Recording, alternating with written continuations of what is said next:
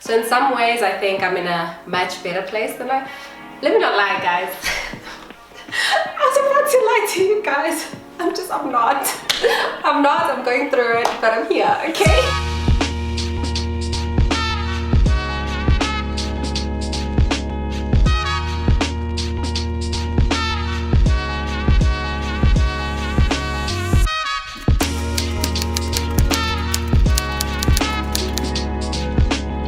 Is this where I thought I'd be? Oh. Take a guess. Take a wild guess. No.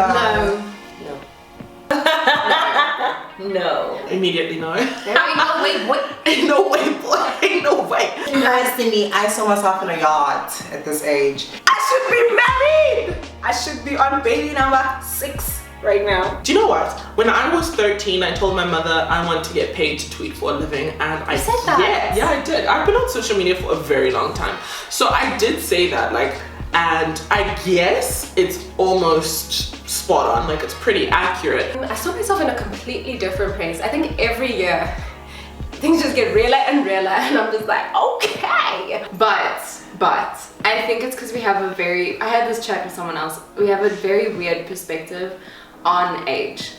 So like when we were younger, like you think people are a lot older than True. You know, so our perspective of goals is set in that time when we were like, when you're 25, you're old. When you're 30, you're really old.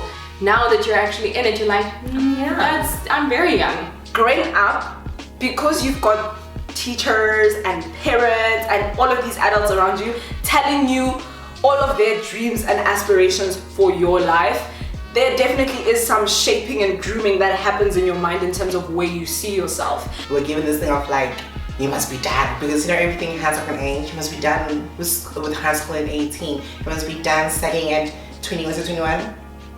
Depending 21, on, depending on what you're studying, like you must be successful before 30, all those things. No, my love, I don't believe those things anymore. So just reevaluate your expectations, because you 100%. can't be 16 and expecting to be something from 25, and then 16 doesn't even know what 25 looks like, you know, and she can't really speak into what 25 can do. Like, I definitely didn't see myself here, but I'm happy with where I am. I could be better, but I'm happy.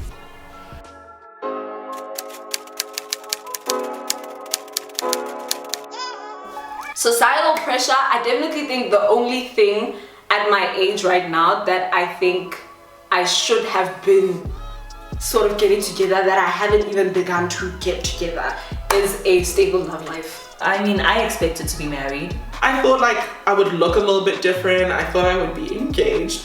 People expect us to at least be in relationships, serious relationships, not just having fun type of relationships, serious relationships, and that doesn't exist. Darling, do you even see any prospects in sight? Never that. You use your parents as like your gauge. Yeah. My parents got married when they were 23, I think. My mom was 23 as well. By now she was having almost baby number 2. Ooh, that's the other expectation, darling. Children. I can barely take care of myself. You think I need a child right now? Oh, Lord. I was so scared when I turned 25, and I was like, I should have been married, should have had babies by now. Definitely had a meltdown. House, but it didn't pan out that way, and I'm actually so comfortable with it. Socialization was really a hell of a thing, because it really was one of those situations where it was like, just because I can, I should. But as now, I'm like, just because I can doesn't mean I should.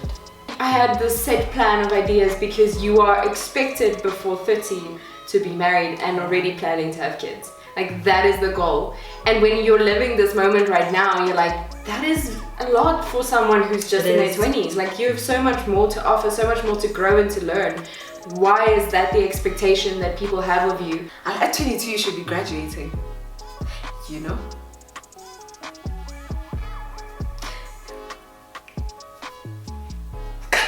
The fact that like a certificate literally predicts your whole future.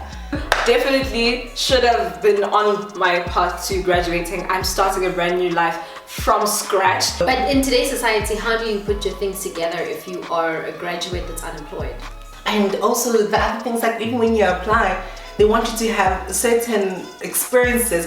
But honey, I've been out of school for a year. Like, what's the point? Like, what's the point of having a qualification if it doesn't qualify you to even enter any route? So, Get a kid. Working in corporate in particular, like I always say, like those first 2 years broke me. Like that was just it was just the most easily one of the most terrible sort of experiences of my life. Workplace bullying as well as sexual harassment from a higher, like high. Do you know what? The career path is a bit interesting, especially when you're like in my line of work, which is like the more creative, online, artistic side of things. I'm like, listen, okay.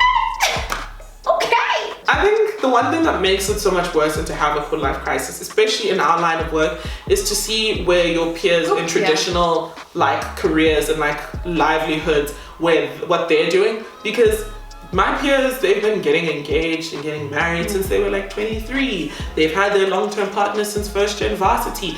They are buying houses together, getting dogs together, you know, traveling overseas as couples. They are starting businesses together or getting promoted, finishing their boards and articles, whatever, earning lots of money because they're professionals, you know. They are living such vastly different lives. And it's like, I think it's very hard not to compare. Like a big expectation for people in their 20s is obviously to get out of the home's nest, independence, you're on your own or with roommates in a big city. And that isn't the reality for a lot of people, especially in this economy. And especially towards the end of, you know, surviving a pandemic. Buying apartments, buying cars, all of that kinds of stuff. I might not be, you know what I'm saying, but I'm also blessed to be privileged enough to have parents who can do it for me, so. Turning 25 was a very important thing for me because I felt very like lost and like the fact that I hadn't achieved anything.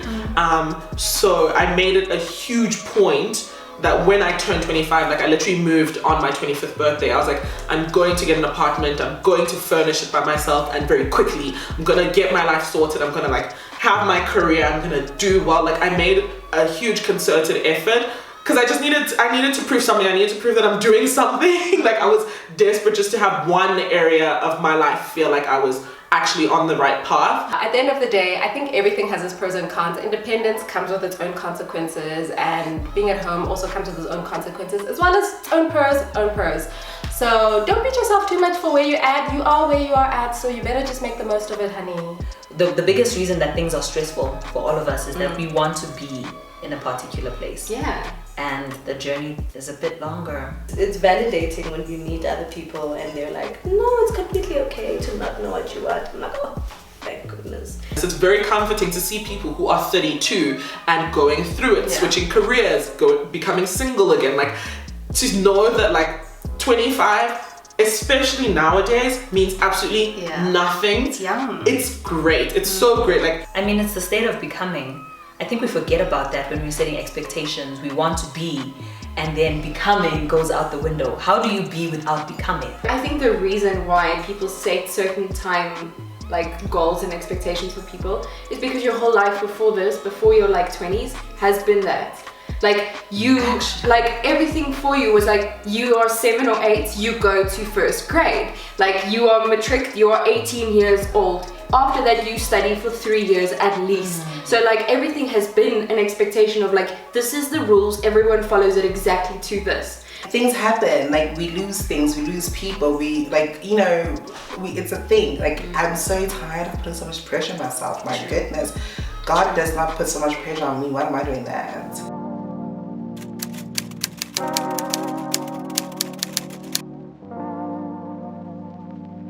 I hated the way I looked. I hated my body and I cared so much what people thought. 18-year-old Barbara was definitely working hard to be considerate of everybody else's feelings except her own. 20-year-old me felt like my problems were my entire world. Now I'm like, yeah, you know, they diagnosed me with depression or whatever, but it's not my world. Younger me could have walked through any door and was very confident, but Me now, I just have too much trauma. Because of walking through all those doors. Great. Because when you open that door, they close in front of you. That's the great thing about being young and naive. You don't really know, you haven't really been hardened by the rejections and of the world, you know? Now I'm slowly, like, genuinely just becoming a little braver and carrying a lot more of that, the audacity that the 20-year-old version of me had. That's like the perfect description. She had the audacity. I actually really liked my 20-year-old self. She was great. She was so pretty. She did not do her makeup the best, but it's fine. Like, if I had this skill back then, it'd be so much better. Sometimes I crave my 20-year-old body, but that also kind of, in hindsight, it kind of looks like a child's body. Like I was very, very thin. I don't ever want to be that thin again, but I would just like to be able to be smaller. Like that would be fun. To be able to lose weight would be fun. And it's a daily pursuit. Like, I'm not like 100% solved it yet. It's just like I am able to reflect on situations and be like, it's good that I didn't get that, and here's why. What can we work on to improve for the next thing?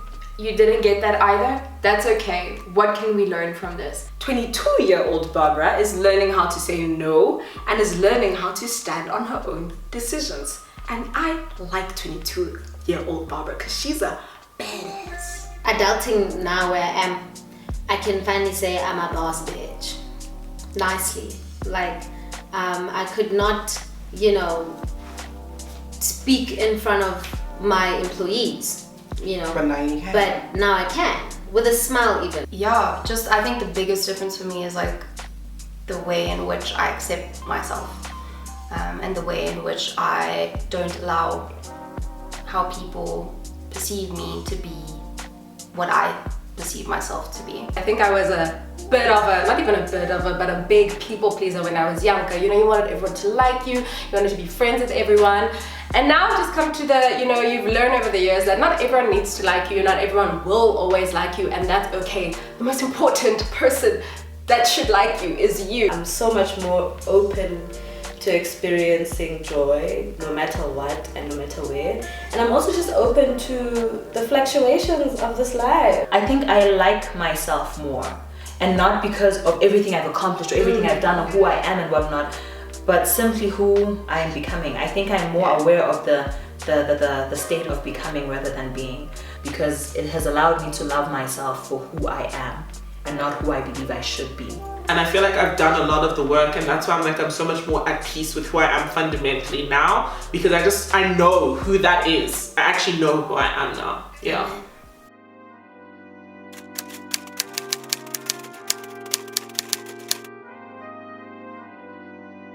The fact that nobody cares, hey? Like, nobody cares. It feels like everyone cares because you grew up in a primary school where everyone knew each other and like your business was always in everyone's face. And then high school, everyone cares, your business is always in everyone's face. But in the adult world, like if you drop out of school, like maybe they'll care for like 10 seconds, but nobody cares. You're literally not gonna die because of people's opinions. Learning the value of money while you are still young, saving, putting a little bit aside, it is one of the best adulting lessons that you can learn, because it really does pay off. I mean, literally. Yeah. When you are in your 20s, when you actually need it, when you are fully like on your own. And it starts small, you know, learning to budget, saving, not buying the clothes, okay? Clear that Shein cart, my girl. I don't know who needs to hear this, but you need to clear your Shein cart. Discipline and commitment are your best friends. You can't do anything, you can't accomplish anything without discipline and commitment. Yeah. And this might sound so airy-fairy to some of you, but just doing the same thing over and over and over again until you reach a goal. Like even with running and with sprinting, what you do is you're taking a step forward and a step forward and a step forward the whole way, over and over again until you accomplish something and you are committed to that race. Diatrance your priorities for the day. Like when I wake up in the morning and then scripture, pray, and then write down my whole day, what I'm gonna do, who I'm gonna see, you know, like my to-do list for the day. And then as the day progresses, If I feel like I'm not doing anything, I'm bored, then I can go back to my to-do list and make sure that everything is done. Start now, start wherever you can, start with what you have, especially financially. Very important, because you will always never have enough money. So you have to prioritize like your financial needs and make saving and investing a priority, not only for the future necessarily, like retirement and whatever, but like a pandemic. If I didn't have savings, I literally would have died in 2 months, you know?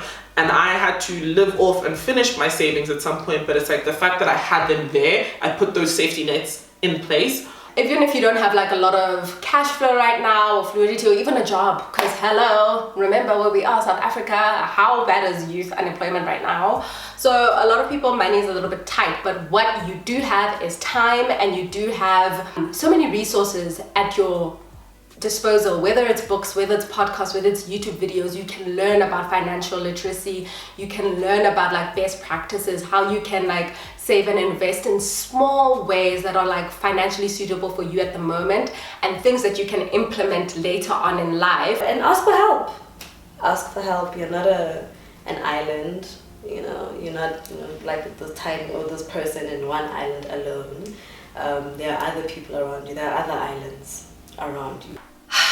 Be kinder to yourself, be patient. You have time. I know it doesn't feel like it. I know it feels like time is running out and you just don't have a handle on anything. You're doing so much better than you give yourself credit for. You've got this. And of course, most importantly, subscribe to the B Word. Well, that's the number one tip of surviving your 20s, is subscribe to this channel, because we're gonna be with you throughout this journey. We don't do it alone, we do it together. So yeah guys, I hope you enjoyed, and I'll see you in the next video. I'll see you in the next video. Period.